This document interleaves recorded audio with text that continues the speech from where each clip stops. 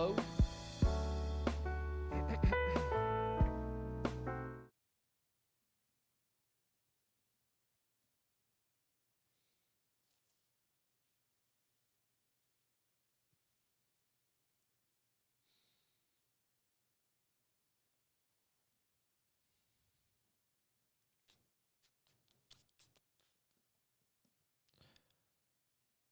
All right.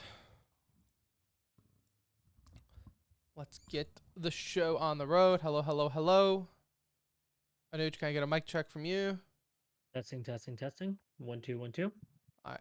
Perfect, perfect. All right.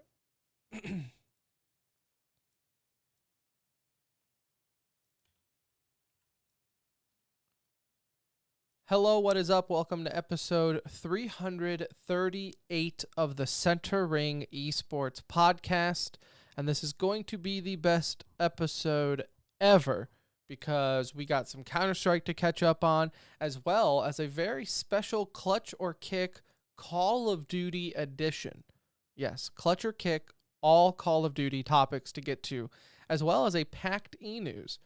But before we get to any of that, let me tell you about the show's sponsor, altesports.com. Obviously, if you listen to the show, you already know, probably already own the number one apparel company in esports. You can go to altesports.com and check it out. They have their summer lineup coming out. You can get some shorts. You can still pick up some of their Skull neon hoodies.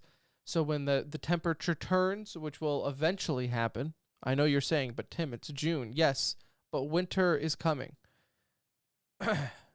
Anyone understand that reference anymore? Winter is coming, and you can go to altesports.com and pick yourself up. Also, official partners of Sentinels. Okay, VCT Stage 3 is starting up very soon, and you're going to want to represent the number one team in the world, and just so happens to be NA. That is the Sentinels, official partners with Alt Esports. So pick up your apparel there. altesports.com. Hi, it's Guardian, and you're listening to TCR. Okay, so let's start.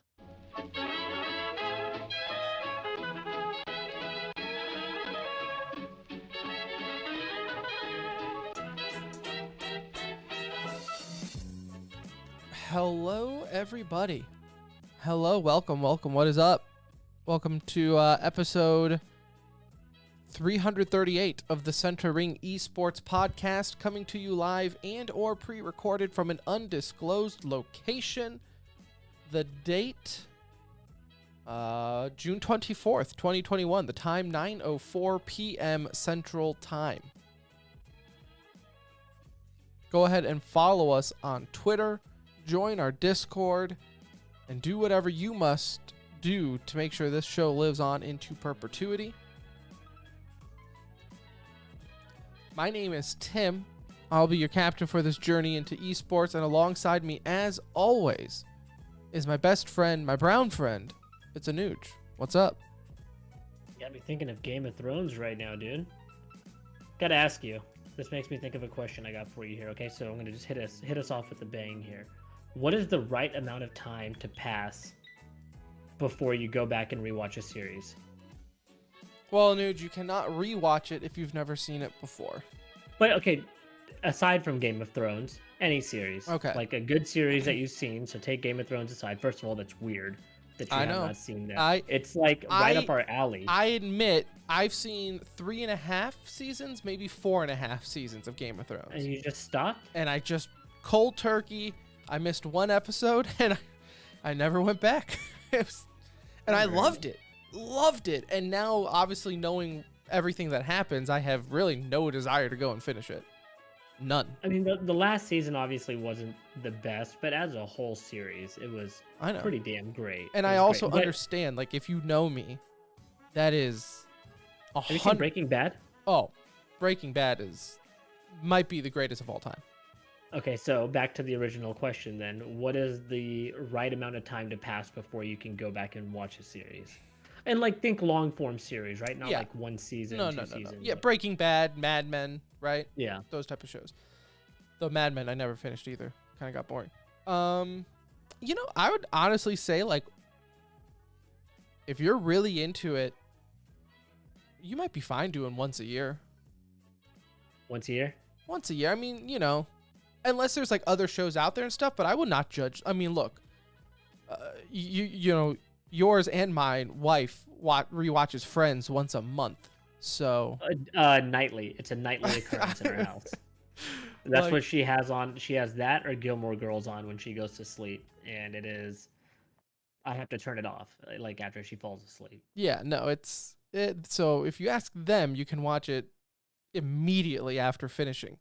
But I would say once a year. I wouldn't judge if you watched a good season or a good series that you really loved once a year. And no judgment, right? It's all personal preference. I think it's funny because we talked about watching Breaking Bad again, and we didn't watch it live when it happened. So we watched it maybe a few years after the show had ended. Or not ended. I started watching the show like a couple seasons into it and kind of started from the beginning. I watched this season finale live.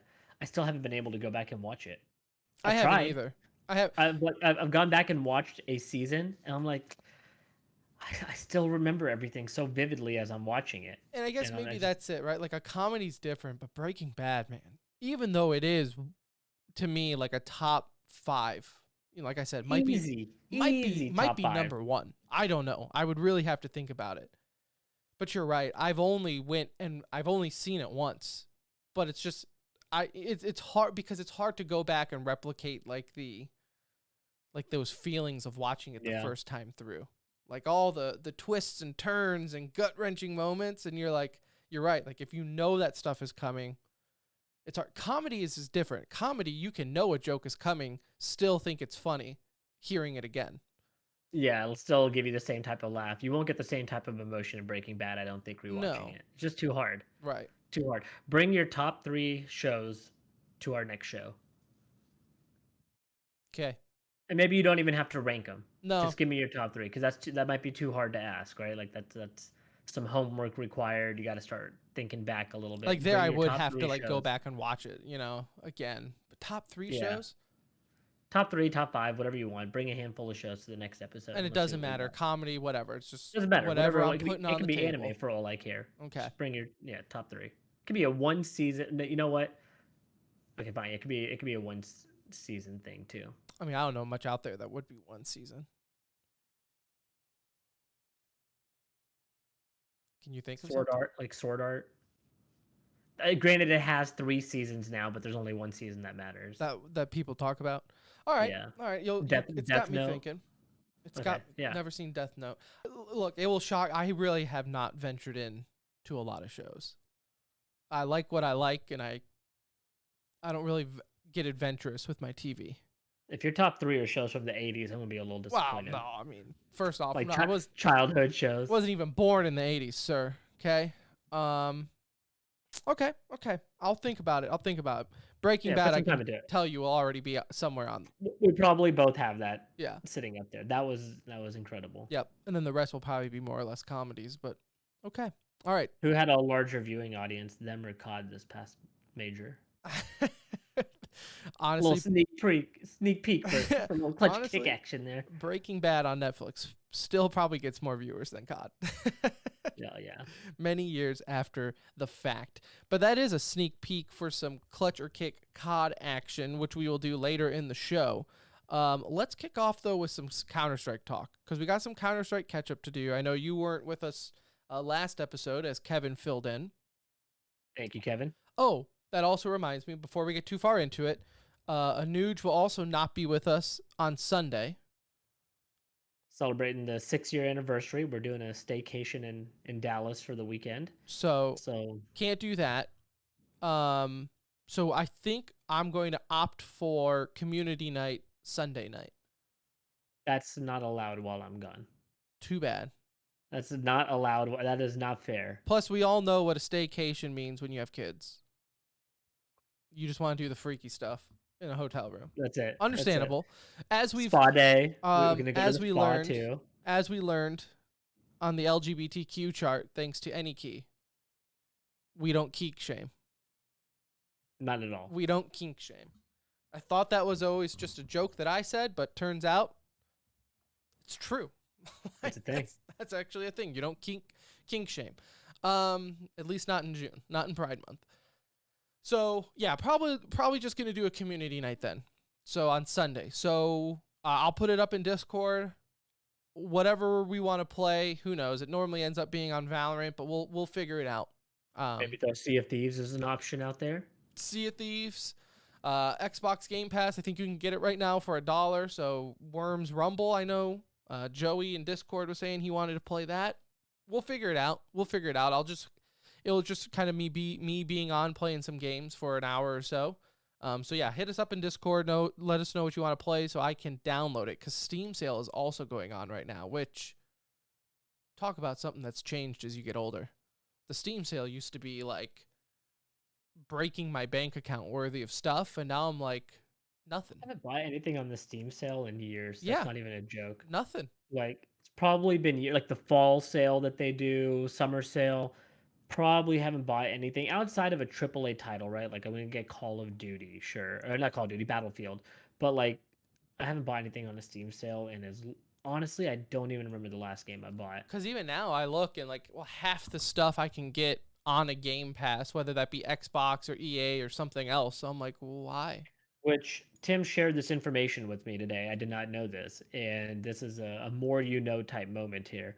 If you have the Xbox Game Pass, which we've highly recommended, and we did that even on our E3 show, and several reasons for that, right? You also get the basic EA pass with it. Didn't know that. Yep. I did not know that until you just mentioned it like 10 minutes before we started the show. So that gives you like all the old Battlefields. I mean, I'm sure It there's gives you like, a lot everything of... outside of like brand new games. So yeah, like, it's the base pass. right. So it's not like their pro pass where you get new titles on release, but still it adds to your collection quite a bit. So for somebody like yourself on a new PC who wants to mess around, try out some different games like that, Yeah. gives you a whole nother That's what I'm all about right grouping now. of games. That's what I'm all about. So community night, Sunday night, mark it down. Tell your loved ones you're busy. So we got games to play. All right, so let's get into some catch up with Counter-Strike. We talked a little bit last time with Kevin and Nuge, but I know you were not here. So we have Cologne coming up. We just had Blast Springs wrap up. The big talk around Reddit and the interwebs is because Cologne is an offline event. So really, for the first time in a long time, we're going to see teams interact in a highly competitive. I mean, this is, I mean, in my eyes, the first major of the year.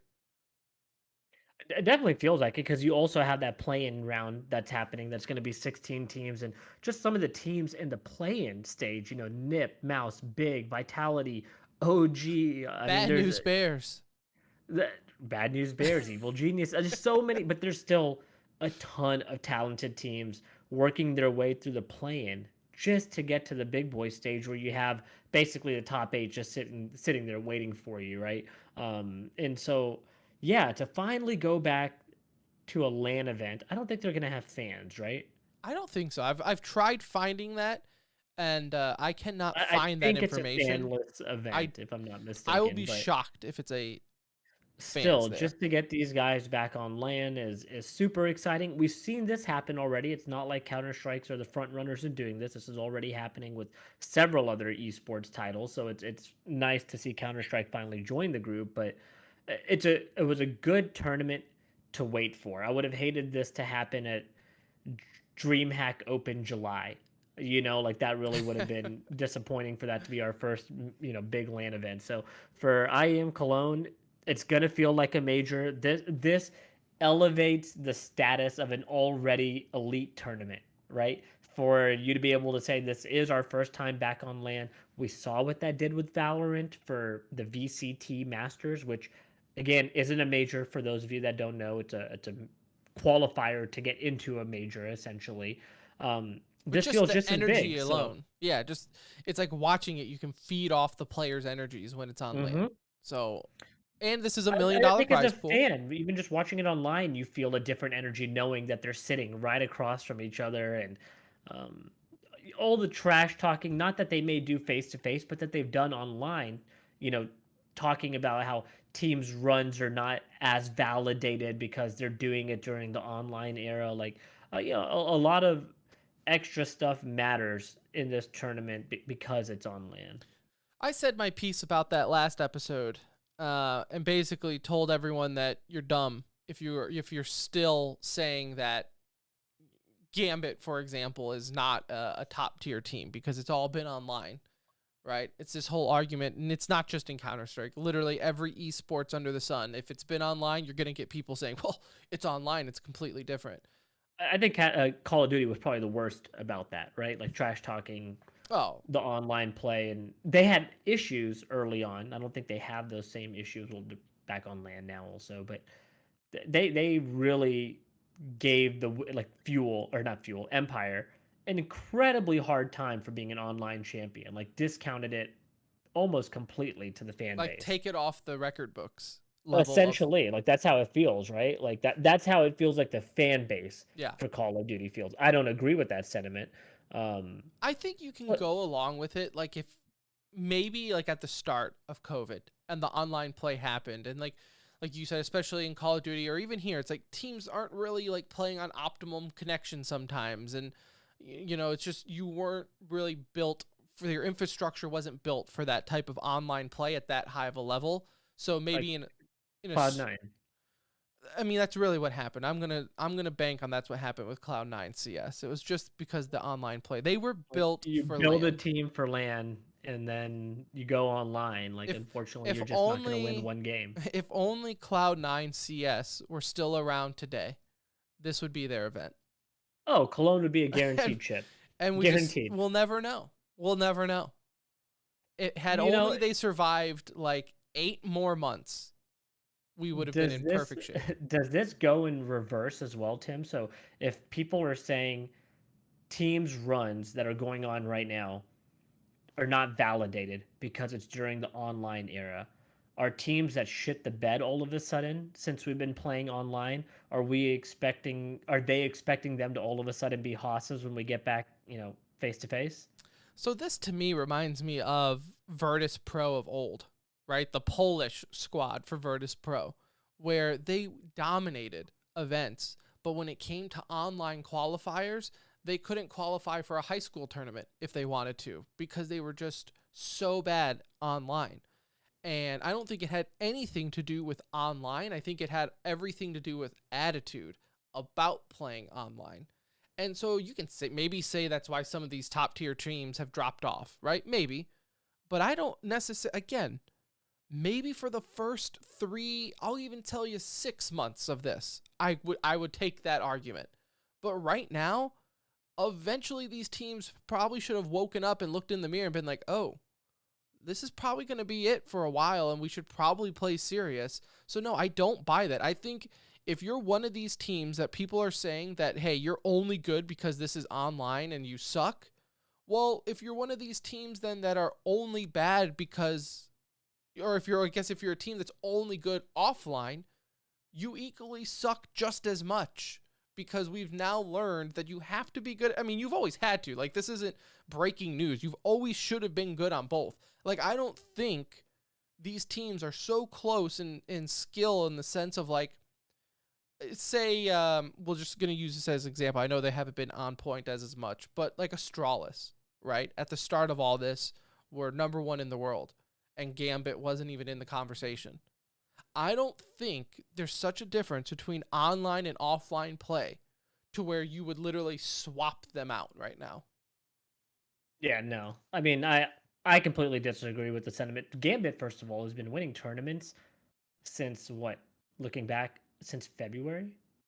They won Katowice, then they won the Pinnacle Cup. They got second in Pro League, first in the Blast Premier Showdown, first in Epic League, first in IEM Summer, first in the Blast Premier Spring Final.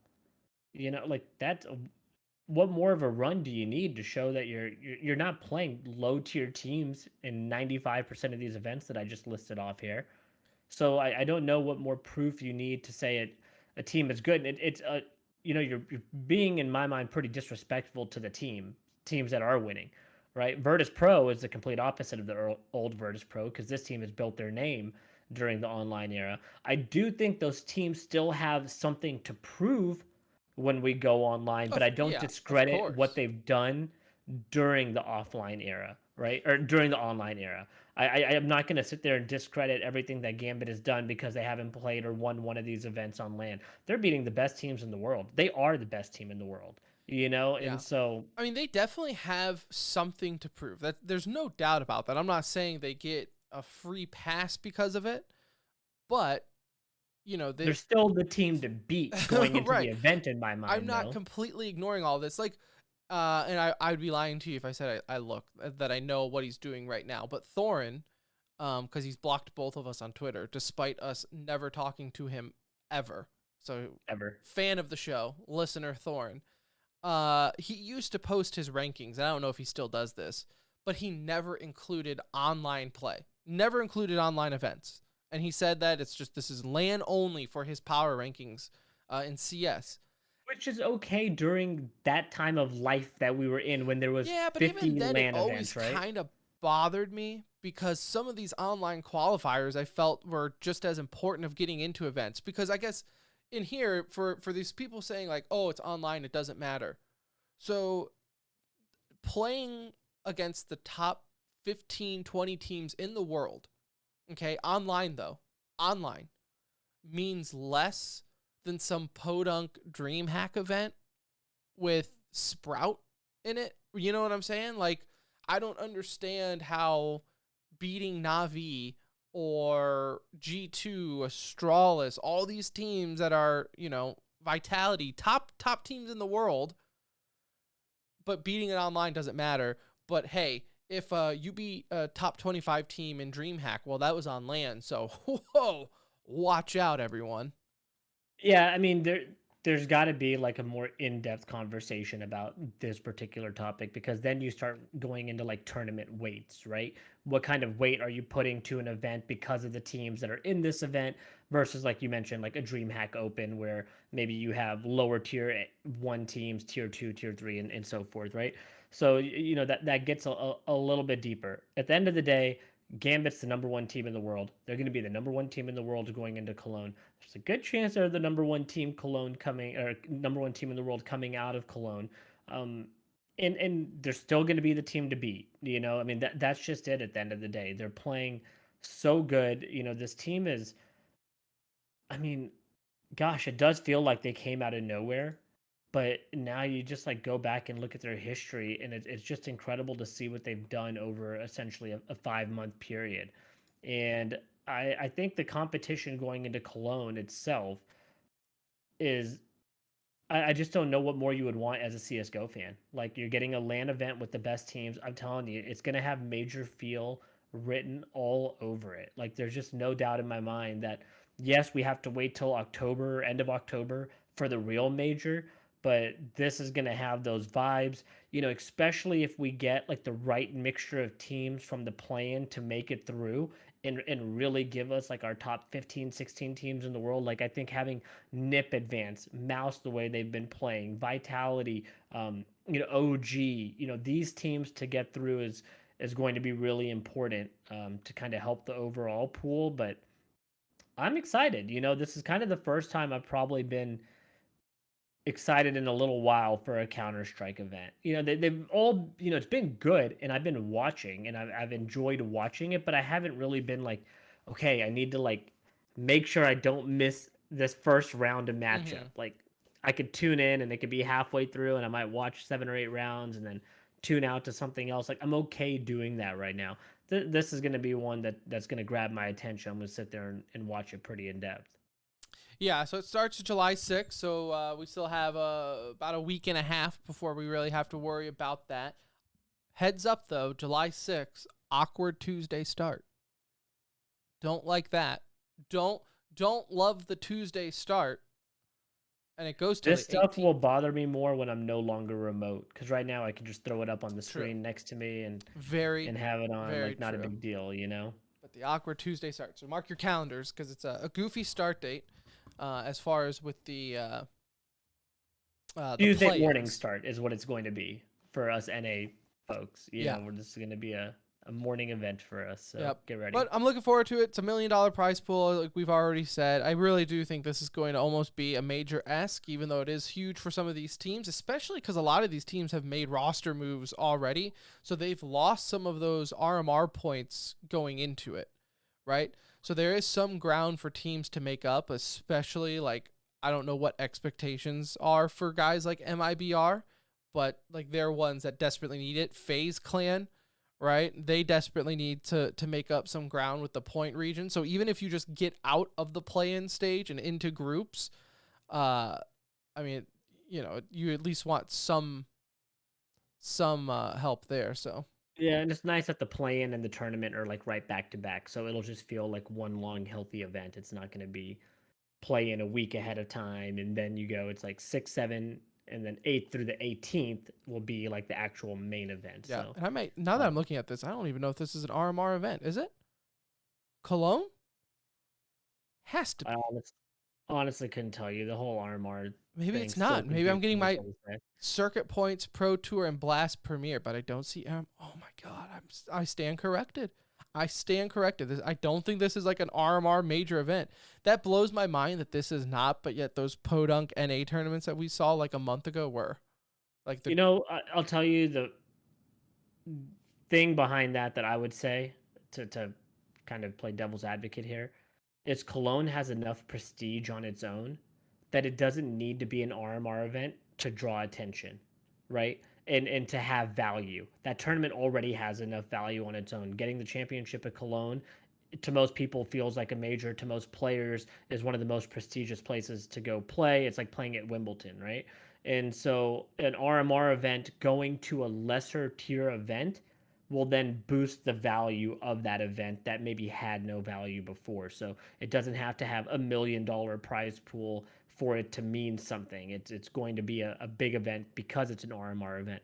Cologne has $1 million prize pool, but it's because Cologne has earned that honor of getting up to $1 million prize pool, and it shows that it does have a lot of meaning. People want to win that tournament. Not to say they don't want to win every tournament, but let's be real. Some mean a lot more than others. Winning a major means a lot more than winning, you know, ESL Premier Finals, whatever, you know. So Mhm. I that could be the reasoning behind that. Is Cologne is a great event, regardless of RMR, not RMR, major, not major. Like it's Cologne. Fair enough. Fair enough.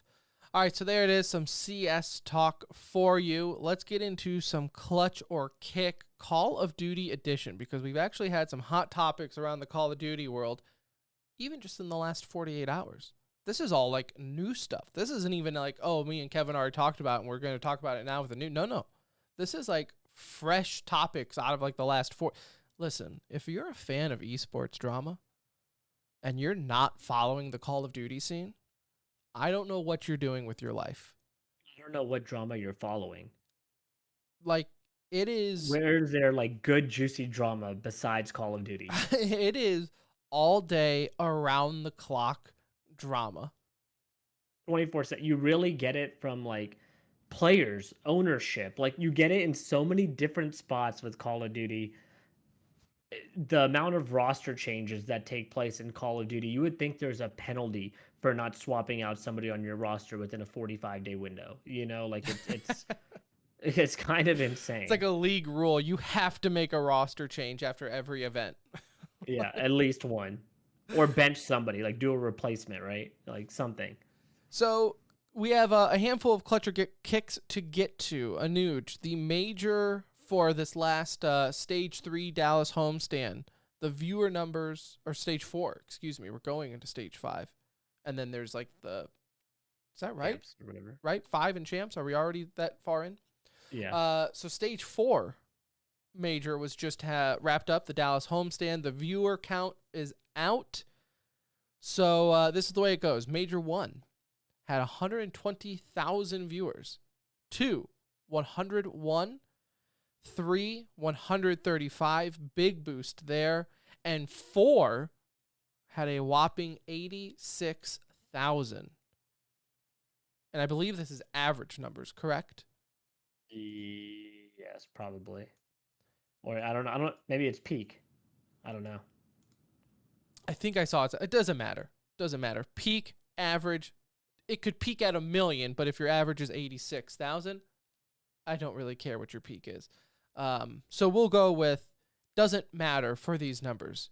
Clutch or kick, though, Anuj, should the league be concerned with these numbers?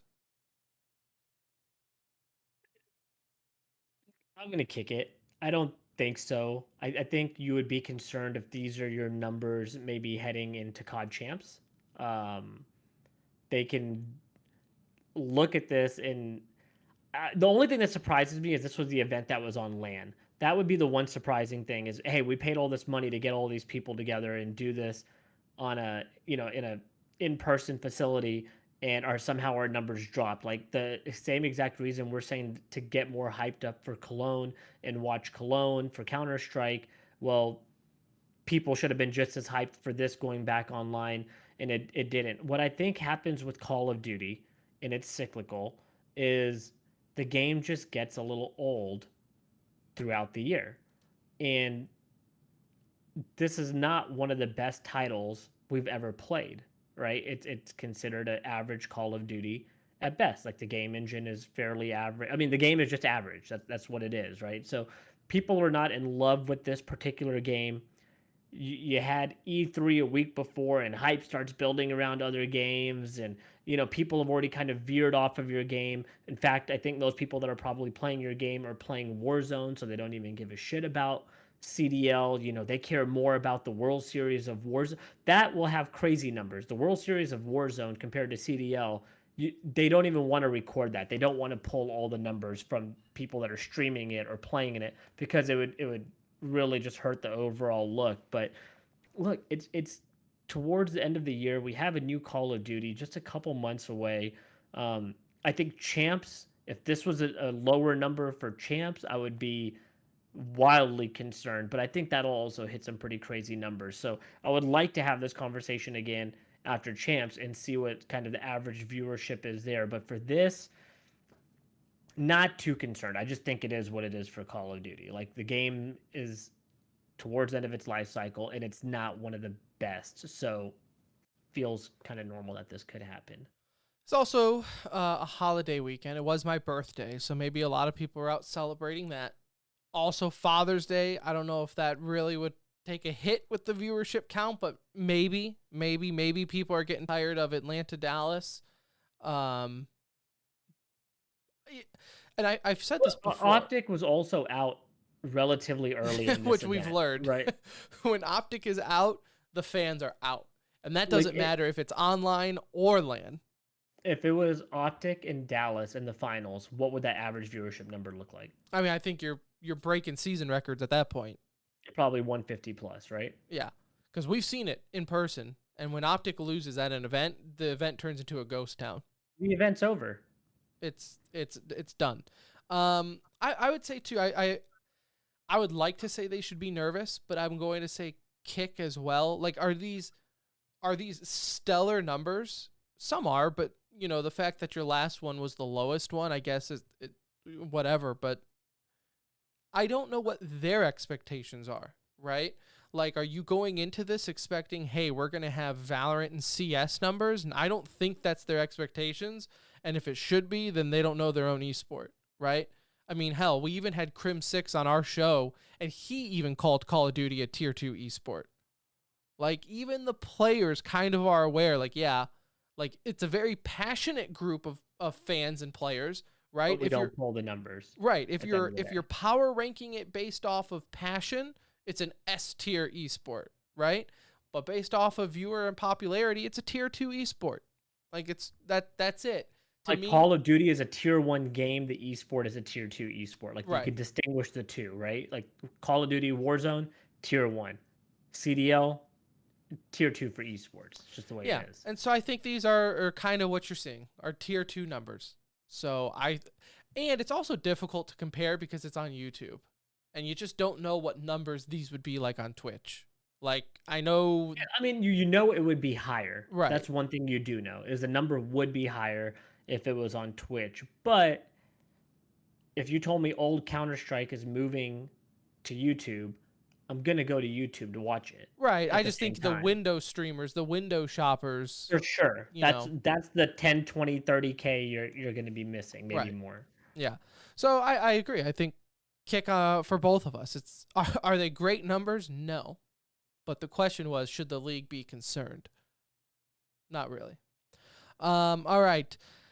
This has came up at a tweet from Crim6. He tweeted it. Can't tell if he's trolling or not later on, but it did enough damage in the community to bring it up, and a lot of pros voiced their opinions on this, Anuj. And I think I'm in the minority on this one. But it should all 12 teams play in champs. Now, right now it's the top 8, so the bottom 4 from the season don't qualify for champs. Last year it was every team made it, but obviously different scenario because COVID snuck up on us. This year they were able to set rules in place. So should all 12 teams be allowed into champs? Clutch or kick? I will go first on this one. I am punting this to the moon.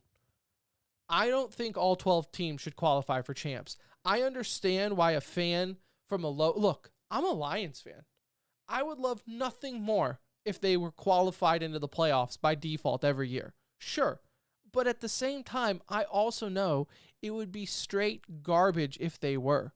You have an entire season to prove that you should at least be a top 8 team to get into the champs. You have the entire season. The season has to mean something. If you're telling me, we just talked about viewership numbers, Anuj. If all 12 teams qualified, those viewership numbers would at least be minus one person. Because I would care so little about the main season if I knew every team had a chance in the end anyways. So I am punting this. I don't think all 12 teams should be allowed. You don't have that in normal sports. You don't have that in any other esports. No. And I can't believe that the Call of Duty community was like, if you go on Reddit or Twitter, you'd almost think it's unanimous that they think that should be allowed. Because I thought these guys were like hardcore gamers and only the best can survive. And here they are saying like, no, LA Gladiators deserves a chance in champs. So I kick it. Tim, you're not alone, my friend. Thank you. I also kicked this because I need the season to mean something.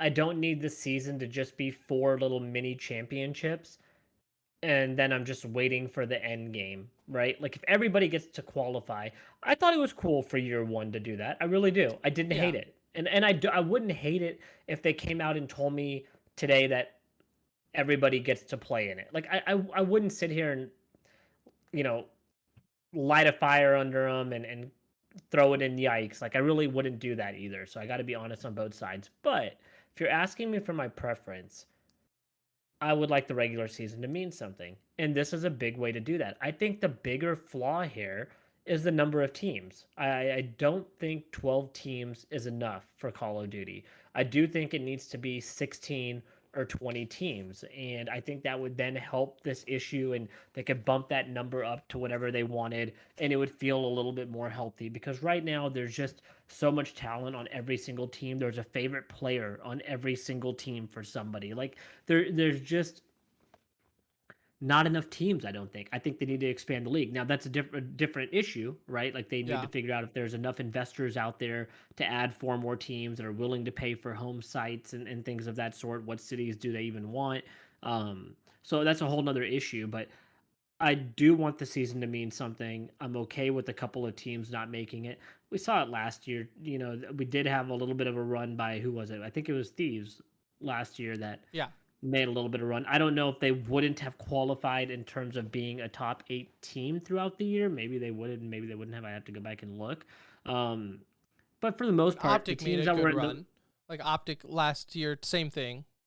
Kind of. Optic was like what 3 or 4 last year or something, right? Going into champ, so it's not like they would have been. Well, LA Optic. Oh, yeah, that's the right. Real Optic. And then you also had but most of the teams that were like kind of down there sucked, right? Like Seattle, they still sucked when we went into champs. Like it didn't matter. So I think if you haven't proven yourself to be a top 2/3 of your league, you don't deserve that chance, unfortunately. Like you just didn't prove your worth. Chances. You've had plenty of chances leading up to champs. No, 100%. And I'm in agreement with you. I like the idea of the season meaning something. I think this is the only way to give it meaning. I just don't think the stage championships like really mean enough. Like they're just feels a little Overwatchy the way it's done, right? Yeah, a little bit. And, I think too, like for the stage majors, they already allow majority of the teams in there, right? Isn't it 8 teams in the major anyway, as is? You're Or no, talking all about like 12. All 12 teams, excuse me. Yeah, all 12 teams make the stage majors anyway. yeah, So like it's not like you have throughout all year, each team does have a chance at the stage major to make that historic run. And realistically, if you get top 4, if you hell, if you win one, you're probably in top 8 there anyways, right? yeah. So you have plenty of chances. I think the league is very forgiving for the bottom The tier season's teams. long. It's not like it's a short season that we're playing. Like the season expands a full year. So that's a lot of time to go by to then be like, hey, everybody gets a chance to win the last tournament too. Yeah. Just it feels weird. Yeah, nope. I don't yeah, it's a kick. It's a kick for both of us again. Man, we're in agreement today. Last one here, Clutch or Kick Call of Duty edition. The LA Thieves will be making yet another roster change, Anuj, after everyone was so excited about, yes, this was the roster we wanted. Never even got to see it because Hook, which you never even got to talk about that, but that was fun. TJ Hawley has been replaced by John on the roster, but rumors are Draza will enter the starting roster and Hook might be benched yet again. So That did officially happen now. I just saw that on Twitter. They just okay, announced that so today. so Hook is benched again. Yeah. Jesus Christ, Draza in the starting roster, John in the starting roster. Jesus. Okay, Lord help me. Um, okay, that blew my mind now. Okay, so Clutch or Kick, was this all was Nate Shot, Puff, and Smoke up our asses about Hook, and like, is this a result of Hook missing the match prior, or was there more going on? Like, what is going on here? I'm just gonna say a very vague Clutch or Kick. Were the fans right, and Nate Shot was just blowing smoke up our ass? I think this is. I clutched the move. Okay, so I think that's important to note. I'm okay with John coming into the starting roster. John has been one of the best SMG players in Call of Duty for years. Has a championship under his name, and it's always just been really good. He did not play last season due to, he said, like health reasons, and took a little bit of time off. But he's been killing it in challengers. So I'm very much okay with John getting a starting roster spot. The Hook situation is because of, I don't know what y'all talked about last week exactly, but it's because of his dumb mistake. Him making that mistake and costing that team a chance to do better and kind of experiment with the new squad, and who could just release his video, and then for you to make that bonehead mistake and have to have your team make a roster swap right before the event, and then they get eliminated naturally. Like, what's going to happen in that situation? They weren't that great to begin with, and then you make a last minute roster change. Good luck. Not So even just one mistake though. He made many mistakes. yeah, it's so many, just so dumb, just so dumb. I can't even begin to explain how dumb that is. Like that happened, and I believe him that it was an honest mistake. I do, like it happened, but you had several chances to rectify that mistake and not let that happen. So I clutched the move. I'm okay with Draza being inserted into the starting lineup. John's an SMG player anyway, so it wouldn't have worked out unless you were, you know, you would have to. It just wouldn't have worked out. You couldn't have added John and kept Hook in the starting lineup. Like you just weren't going to run 3 SMGs. They brought Slasher on, Slasher back on, I should say. This team as a core won a major together. They played together and played well together. So I'm okay with this. Like I think John has proved himself. Hook made a major bonehead mistake. TJ departing kind of sucks, but like John is a better, from what we've seen in the past, John is a better player. So I'm excited to see what this roster has. I don't know where my expectations lie at this point anymore with with LA Thieves, but I'm excited to see this roster together. I mean, I would have liked to have a way to see who perform with them, but Yeah, that's what I think is the shame of it. Is like before the major, just last week, everyone was saying, now this is the roster we were hoping to see with LA Thieves. That's what yeah, everyone was saying. We never got to see that roster. I think this is a direct reflection on Hook's mistakes. I've never seen in my life someone go from having the community against them to overwhelmingly support you to now back in laughing at you again.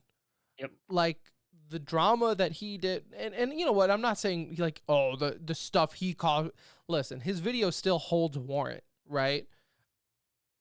But it's just he's taken a hit though for sure, yeah, definitely. right? Like you had everyone in your corner, and now you have some people saying like, look, I wish you the best, but I'm not gonna take a punch for you right now, right?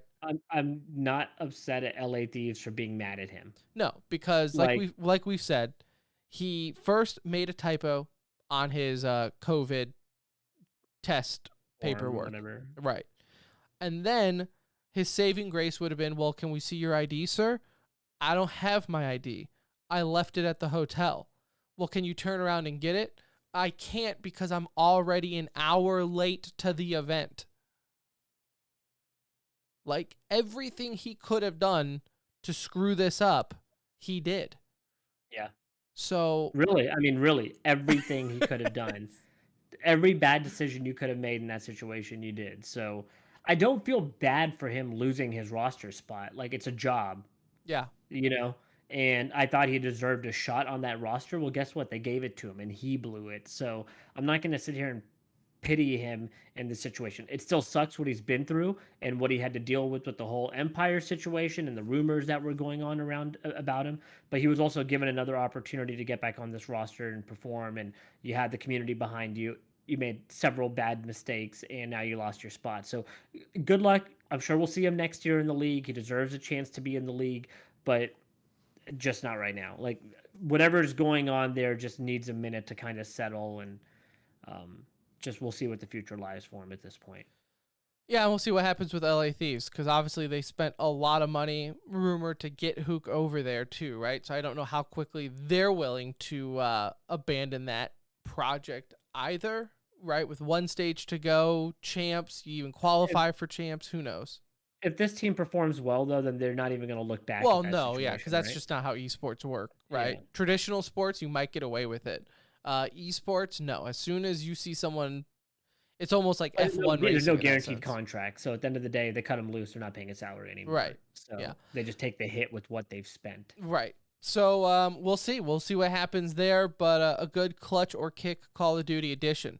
Let's get into some e-news. Before we get to that, though, e-news is brought to you by Philly Esports. Go to phillyesports.net right now so you can get information on their summer series that they have just announced. This is July 10th through August 22nd, Anuj. They will have tournaments comprised of Rocket League, Call of Duty Black Ops Cold War. Correct me if I'm wrong, Anuj. This is not Warzone. This is actual Call of Duty proper Cold War MP esport. Yep. And Valorant events. Prize money over $30,000 will be given away across 3 events. All completely free to play. Sponsored by the U.S. Army. PhillyEsports.net, their summer series. You grab your buddies, sign up. This is a big event. This is not some local event made online. This is big money. So go ahead and sign up. I think we might actually be signing up for the Valorant tournament. So if you want to play on our team, don't you need to be a hard carry. Like Have to be. If you're relying on us to take you through, this is not the team for you. No. This is for fun. If you're with us, you're not looking for prize money. You need to carry. We are not practicing. No. And we will not practice leading up to the event. We will get a game or two in here and there, mm-hmm. and that'll have to be good enough. And maybe that's all we need. You know, Maybe our natural skills will carry us the rest of the way. We don't call you Big Game Tim for nothing. No joke. I do come in the clutch though. Yeah, When like, that's why I'm not going to practice. There's no point. We'll do all this practice, and you'll have been sucking the whole time in practice, and then all of a sudden we get into the game and you start off 18-1. yeah, Like no, I don't need to worry about it. I got you there. I'm tournament comfortable. mode's activated. No one can stop me. No, none whatsoever. You should play a champion you never played before. Like if teams would just let me not try out and just jump right into like Cologne, I could be playing on Astralis right now. 100%. I could do it. Not an issue.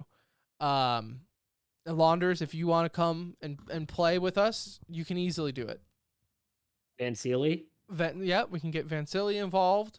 We can make our own little caster powerhouse tournament for the Philly Esports Summer Series event. So I don't think their Valorant tournament is until August. I think it's the last one. So we have plenty of time to find some hard carries in Nuge. Plenty of time. All right, let's get into some e-news, shall we? Some e-news to wrap up the show. We talked CS already earlier. In Overwatch... You can take this off and save this, I think. Yeah, that's going to be my yikes right there.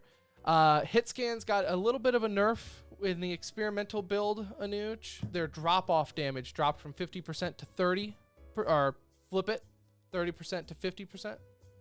No, it goes from 50% damage increase to a 35% damage increase on the PTR right now. And that's a huge drop-off. However they did the math, it was a drop-off buff, meaning it got weaker, but a buff makes it seem like it got stronger. It did not. Like, good luck to you Widow players out there. And 76. I don't understand. You know what? We don't have to waste time on Overwatch. Let's not waste time. Let's not get frustrated at Overwatch. A bad decision. It's going the opposite. You're going backwards. Yeah. You're going backwards. They're getting ready for Overwatch 2. They don't want Hitscan to be too powerful. So that's really what it is. I really believe that's what it is. I'm not even joking when I say that. I believe they're trying to get this ready for Overwatch 2. They can't have Hitscan be like too top tier because there's only one tank now, and they're just setting it up. That's what they're doing here. Maybe. Legendary Overwatch player Striker parts ways with San Francisco Shock, who's part of their back-to-back championship. MVP. They are saying retired. They're saying enjoy your retirement. So people are saying that doesn't mean he's going to Valorant. I'm telling you right now, if you believe the word retirement means anything in esports, you don't know esports. Or if you're an Overwatch pro, if you tell me you're retiring, I ask you what game you're going to. Yeah. Like, there's no chance. This guy was the MVP last year in their finals win. He will be on a Valorant roster by night's end. He'll be on FaZe next week. Like, no doubt. No doubt. Speaking of Valorant, Riot drops their big patch for is it Season 3, Episode 3, whatever they call it. Big patch. Pretty much everything changes, so I'm not going to go over here. Go read it on the internet. But, go ahead. Go ahead. I was going to say... Run it. You can't run and gun anymore, baby. Shooting matters a little bit more now. Seems like everyone loves it. Everyone is... Utility prices have jumped up quite a bit. Weapon prices, depending on like your op, has become a little bit cheaper. They buffed the price, or raised the prices of some of the like frenzies and things like that. So shooting is going to matter a little bit more. And look, this was the thing that we were telling y'all. Give them a little bit time. They got to figure it out. Counter-Strike's been around for 20 years. They've been around for 1. So let's give them a moment to like make some of these changes. Great change though. Like this is really, really a good change, and excited to test this out along with the new agent in the game, KO, because he looks like a lot of fun to play, being able to do pop flashes and stuff like that. Like excited for this new update. Speaking of KO, he will be not available for the first round of NAEU Open qualifiers in the main event, as expected. Right, it's always done that with new maps and heroes, so not a shocker there. Zelsis is currently serving his suspension, as we all know, for whatever he said. We don't know, but Thief will be the stand-in there, so we'll see how that works out for version 1. In other FPS news, Anuj, the Rainbow Six Major has been announced. It is coming to, I believe, Mexico, August 12th through the 22nd. Mexico not a big esport country. No, but depending on where it's at in Mexico, you will have some badass places to stay. Yeah. All inclusive. Yep. Maybe a little Puerto Vallarta. I mean, really, they should host us at like an all-inclusive hotel and like just find some stadium next to one, and it'd be badass. So there's that. Battle Royale news: World Series of Warzone champs for Stage 1. Aiden's team won. Hand up. I didn't watch any of this. I had on like Nade stream I had on a couple of streams here and there, but I did not watch more than like honestly 30 minutes of it. But it's because I don't watch that anyway, so it's not like this. It just like there was so much hype. Like I saw people talking about it prior, and I was like, I don't care. But then there was so much hype afterwards. I was like, damn, am I missing something big right now? Maybe watch this towards the end. Okay. You know, like let's get into the final stages, Tim. And I'll let you know, like, hey, this might be a good time to turn it on. Okay, fair enough. And Blast, popular CSTO, has announced that they are making their way into Apex Legends with a 40,000 tournament. Finals will be July 31st through August 1st. It will be made up of 40 EU teams. Yep.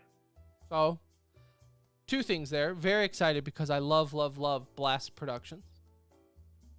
I've never seen a more 100%. They do a good Cinderella turnaround story in esports, because their first, go back and watch Blast's first showing in Counter-Strike. Never give up, kids. Never. That's the takeaway. Literally came from a warehouse at some car shop to and where they are now. Their graphics on their stream are running at like 10 FPS because the computers just weren't running. And now look at them. Now, what a glow up. One of the best in the business, honestly. Yeah, no, I love it. I love Flash. Yeah. So now moving over, giving away love to Apex Legends, which is a game that just refuses to die, which much props to them. That's not a shot at all. Happy to see Apex Legends getting some love in the game. Yeah. So there you have it. There is some e-news for you, brought to you by Philly Esports. Check them out, phillyesports.net. The summer series coming up in July. So July 10th. That's only in like a week and a half or so. Look at a calendar. Figure it out. All right. So there you have it. There is episode 338 of the Center Ring Esports podcast. Thank you so much for tuning in. If you skipped around, listen to the whole thing. Love you all the same. We will be Sunday night, community game night. Get in our Discord. We'll play some Valorant. Whatever else we got time, whatever else we got room for, we'll play whatever. Okay? No show on Sunday. Anuj will be out of town, but in town, staycation. So he will be busy. Community night and figuratively. Hey, and then Wednesday we'll be back, I think. I think we're back to normal schedules. Birthdays and celebrations are done. So we're back to normal life, baby. So there's that. Follow us on Twitter at The Center Ring. Join our Discord so you know what we're doing for the community night on Sunday. And that's it. That's all I got. So thanks again for listening. Everyone enjoy your time. For Anuj, I'm Tim. We'll see ya.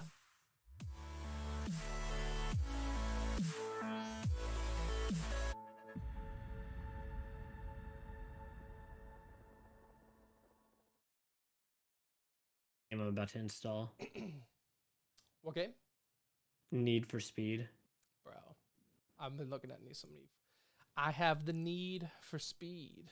I used to love that fucking game. I It's funny. loved I it. saw it on the Steam Summer Sale, so I just went and clicked on it in Xbox, and I was like, "Yep, Yeah, it's all that's there. here also." It's all there because of EA. I have not played a Need for Speed in a very long time, but you know what? Also, I have not seen like a Fast and Furious movie since Fast and Furious 2. I think 9 is like man. just about to come out, and I know people love it, but I've seen every single one. I own the first 7 really. on Blu-ray. Do you not feel obligated to get 8? So when I was in a Blu-ray buying mood, I quit buying movies. I haven't bought a movie in a long time. Yeah, Couple no. years now. I was asking Morgan about that. I was like, when? Like we haven't. I can't tell Now you with all the last- streaming services and everything, I feel like I own every fucking movie. You know. Yeah. Much like video games now, you know? Mm-hmm. Like, I don't know what game. I guess Battlefield. I'll buy Battlefield probably, but other than that, Like hard to find another one. God, they're fucking selling Sea of Thieves for $30. You could get 3 months of Game Pass with that, and then get bored of the game by then, Right. and play like 20 Now other I games did at the buy same Sea time. of Thieves. I did buy that because I that's did. I did too when it first came out because I didn't have the Game Pass. But like looking, that was like when it first was like right. out because it was so popular, you know. Yeah. Looking But like back, if you're it's like like looking at okay. it now and you're buying fucking Sea of Thieves for $30, like what are you doing? Look at this. Look what we found today. No, I shouldn't say found. We knew we had a stash of them, but we hadn't really opened them. Knowles I'll show you. official. Okay, so that's just Banana Republics, nothing big. Are they even around anymore? Yeah, they are. Visa, 2 more Visas, Damn. Amazon. These 3 are all Visa cards. The even rich though it getting says richer. Target. That's all that is. The rich getting richer. It's what, Get yourself a racing wheel. 150, 300 in Visa gift cards and 100 in Amazon gift cards. Easy. Go get a racing wheel. Kelly was like, just spend it on whatever you want. She's Yeah, like, I don't okay. like. No, she really, because she's like, these were her birthday presents this year from somebody. These were her birthday presents. These are all her gift cards. These were birthday presents last year. That is a trap. That is a trap. These were birthday presents last year. And she goes, I don't even like spending these. So all you're telling me is don't get your wife gift cards for her birthday. Yeah, because she doesn't like looking up what the balance is if she spends a little bit of it. And she hasn't spent any of these. They're all still in the thing. Man. And she's like, here, do you want these? That's And how I was you like, know you're "What?" part of the 1%, Anuj. Shoot, do you want these? I was like, what do you mean do I want these? What are you going to do with them if I say no? That's how you know you're part of the 1% when she can't even be bothered using a gift card. I wish that was the case. But yes, I am excited to have these. So she's like, I can't. the banana one was the only one that was mine. And I just haven't bought clothes in a long time. So Man. I hate gift cards given to me that are to a specific place. Unless I've told somebody, like, if they ask me, what do you want? I'm like, I want a Steam gift card. That's just, Okay, I tell fine. everyone, like, just give me a Steam gift card because Steam or Amazon, because obviously you can get anything on Amazon, but Steam also, Yeah. because, like, eventually I will buy Give me something. Give me something. Yeah, for sure. I'd be more tempted So- to buy stuff. Racing wheel's not a bad idea, but I just don't play any of these games. I need to when I finally quit playing WoW, I'll figure out what I'm doing with my life. That's been the problem, honestly. Is I'm so hooked on that game again right now that I'm like, do I want to spend $200 on a racing wheel? I'm not gonna play a racing game probably right now. Like if I played Need for Speed, it would be a one-off play. Well, where- that's you don't even use a racing wheel for that either, though. yeah, so Because it's it's not like a sim. It doesn't work as well. Does not work. where's my Xbox controller at? I don't even fucking know. All right. Everything's edited. Episodes uploaded. Everyone in chat, thank you for stopping by. Love your face. We will be Sunday community game nights playing some. I really want Whatever y'all want. yeah, whatever you guys want, but I want an excuse to play Valorant. So maybe New play patch. maybe play some Valorant. I was watching Tavik, our listener Tavik, play earlier today. I don't know if he was on an alt account or if he started sucking because he's gold 1. So we can actually play with him now. New season. So they dropped the highest rank that you could get into off the placement matches. Oh. They lowered it, and so like if you were going in as Diamond 1, then it probably dropped you in your new placements to like Plat 1. You got to work your way back up. Oh, They're trying to kind of reset the ranks. So Counter-Strike, if anyone from Valve happens to be listening to this after show, they reset their ranks basically because they knew it was flawed and dropped everyone down and making you work your way back up. So the top tier really is the top tier, and people that get stuck in the middle are probably because they belong there now. So yeah, it's a good thing. All right. I like it. I like it. All right. Maybe I'll play that some tonight. Who knows? We'll see what's up. We'll see what's up. Anyways, everyone in chat, we're going to kill the show so we can get to editing this shindig. Love you. Talk to you guys on Sunday and in Discord. And have fun. Have a good one. Bye. Bye, guys.